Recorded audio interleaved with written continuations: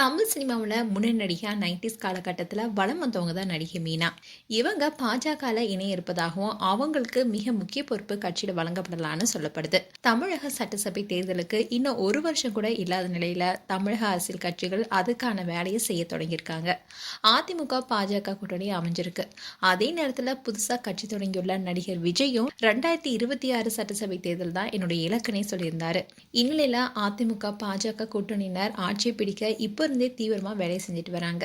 இதுக்கான முதல் படியா பாஜக தலைவர் அண்ணாமலையை மாத்தி புதிய தமிழக பாஜக தலைவரா நயினார் நாகேந்திரன் நியமிக்கப்பட்டாரு.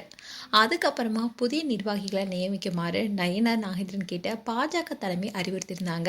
இதை தொடர்ந்து மாநில அளவில் 28 பதவிகளுக்கு புதிய நிர்வாகிகளா யார் யாரை நியமிப்பதுன்னு ஆலோசனையும் நடத்தப்பட்டுச்சு. இந்நிலைதான் நேற்று தமிழக பாஜக தலைவர் நயினார் நாகேந்திரன் டெல்லி சென்று ஜே.பி. நட்டாவை சந்திச்சாரு.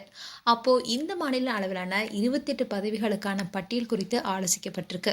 2026 தேர்தலில் வெற்றி பெற நடிகர்களுடைய முகங்களே பாஜக விரும்புது. அது மட்டும் இல்லாம தென் மாவட்டங்களை கட்சியை பலப்படுத்தணும்னு நினைக்கிறாங்க. இதன் காரணமா விஜயா அதிமுக பாஜக கூட்டணிக்குள்ள கொண்டு வந்துட்டா திமுகவை வீழ்த்தி எளிதில் வெற்றி பெறலான்னு பாஜக கணக்கு போட்டு வருது.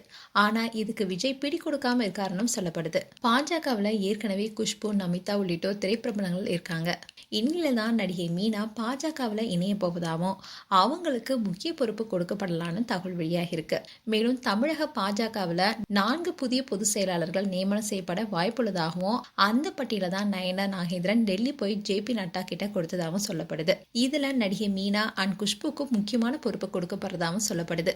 இந்நிலையில இன்னைக்கு செய்தியாளர்களை சந்தித்த நயினார் நாகேந்திரன் கிட்ட நடிகை மீனாவுக்கு மிக முக்கிய பொறுப்பு கொடுக்கப்படுதான்னு கேள்வி எழுப்பினாங்க.